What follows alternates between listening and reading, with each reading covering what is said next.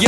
และนี่คือเสียงจากเด็กวัดแข็งแรงเหมือนกับมึงเอาเหล็กงัดพูดเบาๆแต่ไกลไป7 วัดมึงตั้งใจฟังนะกว่าจะนิ่มก็ต้องกลิ้งมาก่อนในเวลา